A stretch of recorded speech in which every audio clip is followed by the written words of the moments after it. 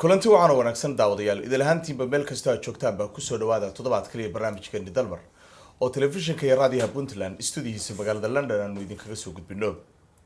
barnaamijkana dalmar ee toddobaadkan waxaanu ku wareysanaynaa siyaasi maxamuud xasan soocade oo soo noqday wasiirka ganacsiga iyo warshadaha iyo weliba wasiirka wasaaradda warfaafinta ee dowladda puntland waxa aanu ka wareysanaynaa xaaladda ay ku sugan tahay ama uu ku sugan yahay deegaanada sool sanaag iyo cayn oo uu ka socdo howlgal dowladda puntland ay dib ugu soo xoreynayso dhulka gacanteeda ka maqan waxaana sidaad la socotaan daawadayaal gobolkaas horey ugu soo duulay ciidamo ka socda maamulka Hargeysa. wasiir marka ugu horeysa waxaan kugu soo dhaweynayaa telefishinka iyo raadiyaha puntland stuudiyihiisa magaalada london. guuleed waa dhowahay aad iyo aad baad u mahadsan tahay. marka hore waxaan jeclahay inaan halkan tacsi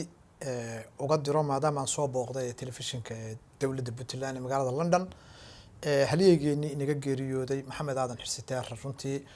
oo markii aan soo galay maanta runtii aan tibay kursigii aan ku wada kaftami jiraan wada sheekeysan jiray ilaahay waxaan uga baryeynaa inuu u naxariisto horena waynu u tacsiyadeynay. inta markaan ka gudbo waxaan jeclahay marka hore inaan salaan u diro dhammaan shacabka reer puntland iyo dowladda reer puntland si gaar ah waxaan u salaamayaa bahda saxaafadda ee puntland gaar ahaana madaxda iyo shaqaalaha warbaahinta dowladda puntland oo aan wasiir ka soo noqday muddana aanu soo wada shaqeynay runtii oo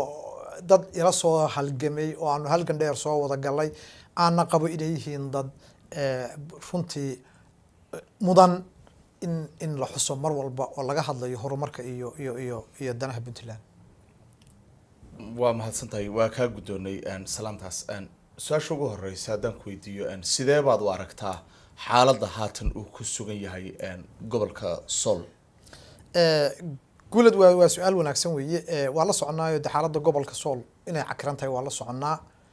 gobolka sool muddo aada u dheer oo ilaa iyo intii burburku jirayba waddanka soomaaliya uu jirayba kolley dhib baa ka jirtay. inkastoo puntland ay gacanta ku hayn jirtay qaybo kamid a gobolka sool ama aan idhahda dhammaantiiba markii hore, haddana dhibta meesha ka taagan waxa weeye maamulka Hargeysa oo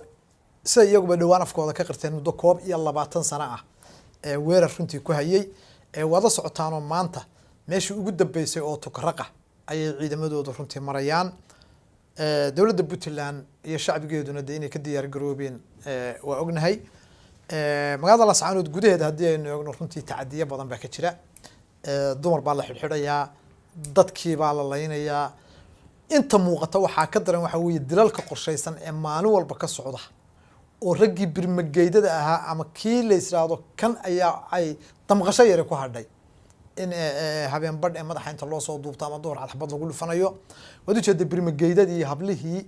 waad u jeedeen sodohaha sida loo xidhayo, waad u jeedeen tacadiga iyo ciqaabta ka socota. barakac badan baa runtii gobolka ka dhacay. dadkii inta badneedna waxay barakaceen ama tuulooyinkay u barakaceen ama magaalooyinka kale ee waaweyn ee puntland ayay u barakaceen. runtii waxaynu odhan karnaa waa gobolada keliya ee soomaaliya maanta ka jira ee ay ka socdaan isleefku uu ka socdo runtii atrocity dabargoyn dad ay ka socoto, dhul durugsi ay ka socoto, xumaan kasta oo lagula kacayay waa gobol ay ka jirto. alxamdulillahi rabbil caalamiin maanta yididiila runtii muuqata. dowladda puntland aan xogagaal kolley anigu hore ugu ahaan jiray tallaabadii dastuuriga ahaa maanta way qaaday. ciidankii cutubyo ka tirsan ciidamadeeda puntlandna maanta waxaa lagu biiriyey dadka deegaanka oo garab taagan inay ka dagaalamaan. insha allahu tacaalana guul baanu filan doonaa. waxaa runtii xiisa leh puntland muddo badan bay ka maqnay deegaanadan. dadku runtii quus bay joogeen. rajadii maanta aad bay usoo ifbaxday. tuulo kasta oo ku taala gobolada sool sanaag iyo cayn maanta waxaa ka babanaya waa calankii soomaaliya iyo calankii dowladda puntland weeye. meelo kooban oo askartooda ay ku ururiyeen mooyaane waxaanu odhan karnaa dadku deegaankoodii way haystaan. insha allahu tacaalana ciidamadan soo duulay infederska waxaan rajaynaynaa iyada oo shacabka puntland iyo dowladda puntland ba ay diyaar u yihiin in inta qoorta la qabto goboladoodii lagu celin doono insha allahu tacaala. maxamuud waxaa tahay siyaasi kasoo jeeda goboladan sool sanaag iyo cayn waxaanu ognahay waa deegaana ka tirsan puntland ama laga qabsaday dowladda puntland maamulka hargeysaana mar walba waxay sheegtaan inay dhulkan iyagu ay ka taliyaan iyo ujeedo ka dambeysaba ka siyaasi ahaan markaa sheegashada maamulka hargeysa ay deegaankan sheeganayaan horta maxay salka ku haysaa maxayse u daliish u cuskanayaan inay guuleeda waa arrin wanaagsan weeye waxaad la socotaa horta dunidan kownkan in rabbi abuuray soomaaliya intii ingiriisku joogay ma dhalanin soomaaliya intii talyaanigu u haystay ma dhalanin soomaaliya intii ay xorta ahayd ee xornimadeeda 60kii la soo noqotay ma dhalanin ingiriisku wadankan soomaaliya la yidhaahdo muddo 100 sano ah qiyaastii ayuu joogay dadka deegaankan jooga iyo ingiriis weligood horteeshiis ma yeelanin waad la socotaan waxaa jiri jirtay wax la yidhaahdo Somali British Protectorate wax la yidhaahdo magaalada Lascaanood la yidhaahdo 1943 ayay waxa qaadatay district ingiriisku siiyay waa xilli ay daraawishi jabtay hal gandheer bay dadkani soo galeen calankan maanta la harsanayo ee buluuga ah dadkii u soo dhintay ee ingiriis meel saaray ee adaa koofil meydkiisa ka dul geeraaray weeyaan kuwa kale marka ay sidaa leeyihiin ee gobolada waqooyi ee beesha ugu badan ee gobolada waqooyi aan idhaahday togdheer iyo waqooyi galbeed dadkii lahaa weeye dhaladkii ingiriis oo xagee ka dhunkadaa shalay kuwii soo hogaaminayay weeyaan ingiriis waa tegey xornimana waa la qaatay muddo 30 sanadooda ka hor burburkii ama 30 sanadooda ayay Soomaaliya xor ahayd jamhuuriyad ahayd dadka reer waqooyigu iyagoo isku duuban ayay xornimada geeyeen koonfur walaalahooda la midoobeen halka arintaasi markay marayso burburkii baa dhacay damacii SNM oo shalay ahaa oo reer hebel naga baxa ama Soomaali ay ku burburiyeen ayay maanta rabaan mid lamida dad deegaankoodii degan inay muquuniyaan oo ay ku qasbaan waxa ay ku tala galeen oo ay iyaga ujeedadoodu tahay barakicin dad iyo dulaysi dad inay wadaan waxaa nasiib daraa inay jiraan shakhsiyaad u dhashay deegaankan asal ahaan ka soo jeeda mansabo beena ka haya kuwa ayaa ku tala galay inay u jid iyo ceelba ay tusaan soo barbaariyaan dad gaara oo masaakiin ay khaldaan markay dagaalamayeen ee qolada SNM waxay ka dagaalamayeen waxa weeye beel baana xukunta ama reer baana xukuma ama dad baana xukuma maansooyinkii hadraawi tiri jiray waxa kamid ahaa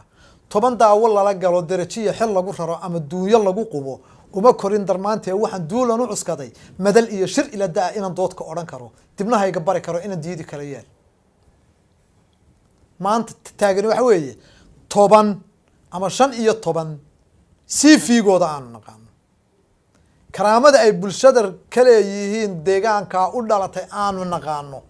maanta waa nasiib darro inay telefishinada intay ka soo caytamaan soo horgalaan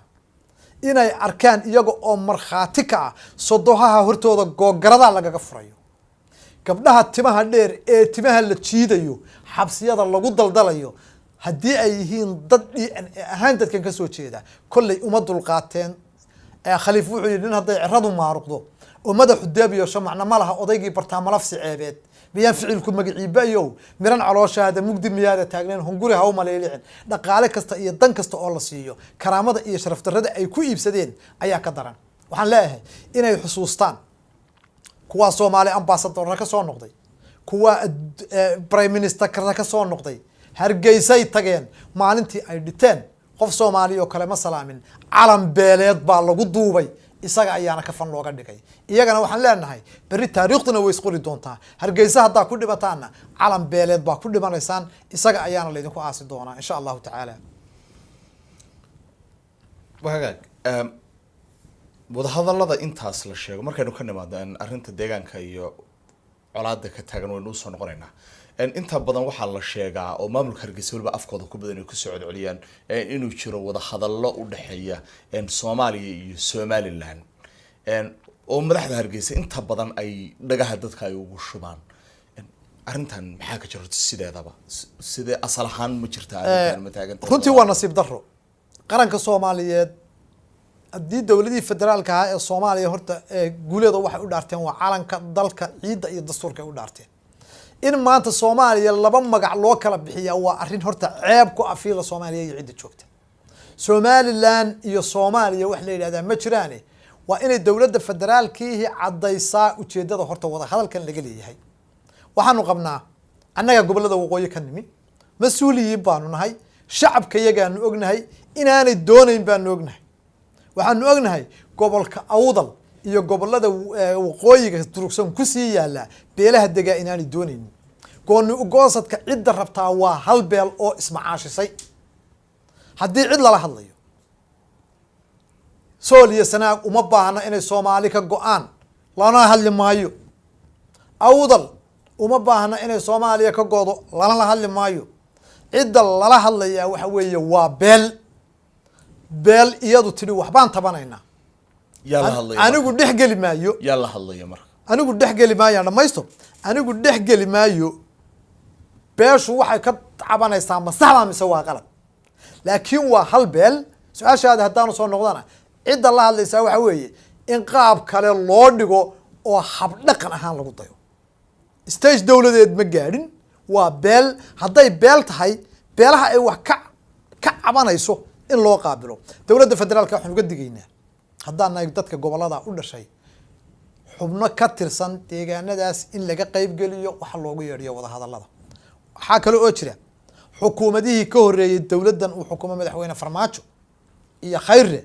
waxaan qabnaa inay eex badan iyo dulmi badan Soomaali ka galeen marka arrinta la eegayo waxaan qabnaa dadka ka soo jeeda gobolada waqooyi haddaanu nahay dulmi inay hal beel tixgelinteeda sameeyeen waxaan qabnaa in ay qaarkood laaluush intay ku qaataan wada hadallada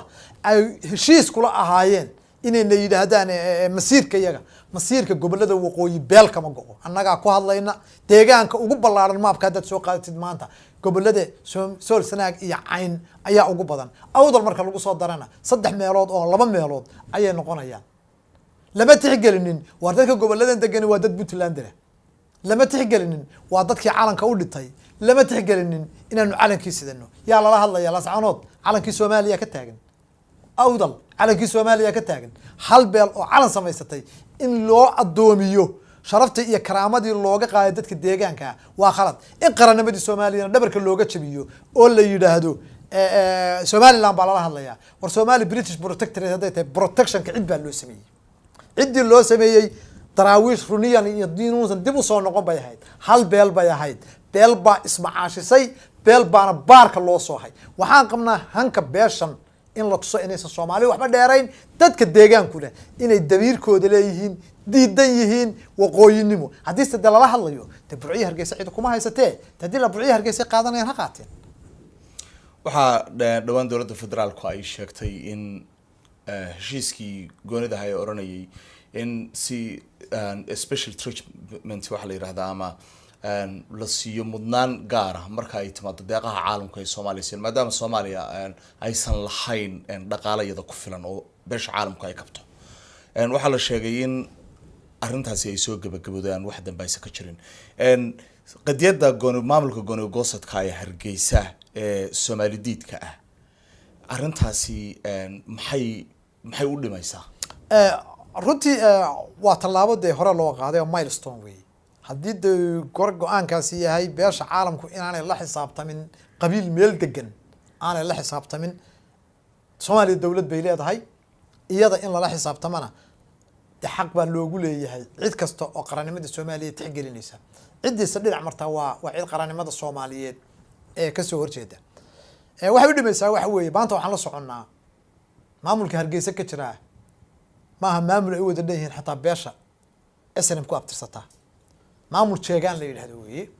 hada socotaa in dagaal sokeeyo oo iyadu hurinayso ay ka socdaan deegaanada Ceelfoyn waa uga tacsideena dadka wadadaanu gacalnahay wadadaanu ehelnahay wax walba nahay dadna ay ma jiray siyaasad baa la iskaga soo horjeedaa iyo madaxdooda oo runtii dhagax u karinaysa dadkan 27 sano ayaa dadka dhagax loo karinayay dhargi waa bislaan waayay dawladda federaalka maanta hadii ay garato inay ka baydho wadadii ay kuwii hore mareen waa wax runtii lagu farxo waad ogtahay maanta deeqii halkaas ay marayaan hawadii Soomaaliya runtii dawladdu way la soo noqotay maanta baasaboorka Soomaaliya ayaa waxa la leeyahay Hargeysa lagu bixinaya waa guul soo hayta shacabka Soomaaliyeed waxaan leenahay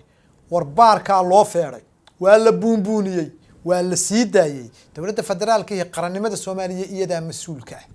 qaranka soomaaliyeed ciddii ka hor imanaysa waajibaadkeeda ha gudato wasaaradda caafimaadka ee soomaaliya xanaano xoola ha noqoto beera ha noqoto mas-uuliyid bay ka leedahay dowladda federaalka iyo wasaarad kastaaba inay waajibkeedii qabsato beesha caalamkana ay iyadu kala xidhiidho oo macnaha wax alla wixii horumar ah iyo wixii taakulo ah cid walbaba cidda ay ku xidhan tahay waa inay dowladda federaalka iyo hoos tagaan waxaan qabaa marka waa tallaabo runtii hore loo qaaday waana mid soo dabcinaysa dadkan walaalahayaahee runtii muddada 30 sano ah ee ceejada lagu hayay inaanay jirin inay meel ay Soomaaliya ka aadi karaan inaanay jirin waa riyo soo dhamaatay baan qabnaa haddaynu dib ugu laabano arrinta gobolka Sool sidee baad u aragtaa marka in lagu xoreyn karo gobolkan Sool maxaase la gudboon dadka iyagu deegaanka degan dadka gobolka Sool runtii waxaan jeclahay intaanan u gudbin inaan halkan fariin yar uga diro aragtida ku saabsan rag professor sheeganayay oo ama meelaha shandadal la marayay qaarkoodna tukaraq istaagay xalay waxaan dhageysanayay nin laado Axmed Ismaaciil Samatar guuleed oo hortaan 2012 baan magaalada Minneapolis ee wadanka Mareykanka ku bartay YouTube computerka halkii noo yaala adeegtid anigoo markaas xaafadda ka shaqeynayay waraysi baan ka qaaday Axmed Ismaaciil Samatar geedka jirjiroolaha bahalka la yiraahdo marba midabka geedka uu fuulo horta u eg weeye hadallada uu ku sheekeynayo maqaada Minneapolis la marayay waxay ahayd beesha Isaaq waa soo isagoo hadalka u dhigay haddaan hooyaday ka dhalanin ma salaameen cid kamida waxaanu weydiinay war qarankii Soomaaliyeed waxaa tahay aqoonyahan u dhashay waqooyi deegaankaagii ma tagi kartid maxaa ku talaa deegaankaagii dadka lagu laayaa waana lagu caburiyaa bulshada taagnaa Axmed Ismaaciil Samatar koormu isbedelay maanta waxaanu arkaynay isagoo tukara jooga waxaan leenahay Axmed Ismaaciil Samatar beesha uu ka dhashay waa beel xuluf siyaasadeed aanu lahaan jirnay waa beel karaamo leh waa beel aan u hanweynahay waxaanu se ognahay beel hiil weyday inaad tahay oo 27 sano ceejo lagu haystay Axmed Ismaaciil Samatar waxaan leenahay horta beeshaadu Somaliland marka hore ha ogolaato inta aana tukara qimanin waxaan leenahay daacuun baa ka dhacay duufaan baa ka dhacay degmooyinka aad ka timi kiilo bariisa iyo kiilo bura midna maad geynin ciidan beeleed tukaraq lagu soo ururiyay dad deegaankoodii xoog ku yimi Axmed oo waxaad u timi waa wax khaldan waxaa jiray nin la oran jiray waxaan u malaynayaa in la oran jiray Faarax Nuur beel islaayeen beeshiisa dabeedna waa la heshiiyey beel kale islaayeen beeshii hore isu laayeen ayaa waxay ku soo biirtay beeshan cusub say u aartay dagaalka dambe rag baa la qabtay wuxuu yiri guluf waxa la geeyaa halkay godobi ka taale guluf waxa la geeyaa baan ku leenahay Axmed Ismaaciil Samatar meel dagaal aad leedahay baa la galaa dagaal laba beelood ka dhaxeeya Axmed Ismaaciil Samatar beeshaaduna kugulama socoto laakiin godobteedii aanadeeda waanu ognahay ninka la Muuse Biixi guuleeda uu hadlay wuxuu waad ogeeyeen awowayaashii maanu dili jiray buu waa run Muusow awowayaashayo godobtooda ciday ku maqantay waanu ognahay Ingiriis baa awowayaashaya laayay adaa soo basaasay adigaana wadada soo tusay haddaa tiri buu yiri hebel wanaag qalay ragii diinta aad tiri anaa wada qurjaray qaafadii leetay ha isqoomamayn abid waxaad qiratay waa hooge waxaan leeyahay xaqageegay feedha miyad yara gufaacotay waa mid ku taala waana laga xisaabtami doonaa laakiin ogow xilliga inaad waxba diri jirin ciidina laysay Ingiriis bay ahayd adna wadada soo sustay awrtana waad u rareysay xilliga haye hadaynu ku salaabano marka sidee lagu xoran karaa marka gobolka Sool maxaa si loo gudbin marka dadka deegaanka markaynu ka soo laabano arrinta professorka furinta tagay waa arrin fudud marka hore waxaan jecelahay inay nabad ku dhamaato ilaahayna waxaan ka rajaynaynaa inay nabad ku dhamaato caqligu uu ku soo dego cidda soo duushay baa nabadda furaheeda haysa waxaan maqlaynaa culimo meel marmaraysay culimada qaarkeed macnaha ay u yimaadeen ma aanaan fahmin runtii war ninkan guriga soo galay miyaa dagaalka wada ee dad caruurtiisii iyo reerahoodii ku haysta ee beerka kaga taagan mise waxaa gar leh oo nabadda laga rabaa ninka gurigiisa inta banaanka laga dhigay raba inuu difaacdo. culimada waxaan leenahay waa idinka hoostay idinkana yeeli mayne xaq haddii aad rabtaan nimanka soo duulay guryahoodii ku celiya. nabaduna taasay ku imanaysaa guuleedu marka hore. difaaca meesha iyo xoreyntu waa mid u taalla dhammaan shacabka Puntland bay u taallaa. especially waxay u taallaa dadka kasoo jeeda gobolada Sool, Sanaag iyo Cayn inay isgarab taagaan cutubyada dowladda Puntland usoo dirtay. madaxweyne Cabdiweli iyo dowladda Puntland hambalyaanu idin leenahay. hawl fiican baad qabateen, dastuurkaad fuliseen. madaxweyne dowladda Puntland iyo shacabka Puntland waxaa laga rabaa territory-gii dowladda Puntland ee hore loo dayacay inaad soo celisaan. waxa aad maanta qabataana Cabdiweli nin dhalinyaro ah baad tahay, siyaasi baad tahay, prime minister baad Soomaaliya kasoo noqotay. mustaqbalka Soomaaliya siyaasaddu waa mid kuu furan, waddo dheer baa ku sugaysa aad u martid. maanta taariikhdu waxay qoraysaa meesha aad Sool iyo Sanaag dhigtid bay qoraysaa. waadna ku mahadsan tahay. ilaahayna waxaan kaa rajaynaynaa dadaalka aad wadid inuu kugu guuleeyo. maanta waad haysataa kalsoonidii shacabka reer Puntland, guud ahaanba waad haysataa. gobolka Sool meel kasta iyo tuulo kasta tagtid sawirkii iyo calanki sawirkaagii iyo calankii Puntland baa yaala. fursadda habi aad haysataa. waxaan rajaynaynaa inaan dhawaan maqlo dhaqaaqi ciidamada iyo guulaad gaadhay. ugu dambeyn maxay tahay marka fariintaada ku aadan dadka deegaanka gaar ahaan iyo guud ahaanba reer Puntland? waxaan u malaynayaa hadalkayga nuxurkiisa inay la bixeen guuleedow. dadka reer Puntland waxaan leenahay cadow badan baad leedihiin. afarta dhinac waad ogtihiin oo maalinta dhaqaaq yar aynu samayno dhib baa inagaga socota. dowladda Cabdiweli oo anigu wasiirka ka ahaa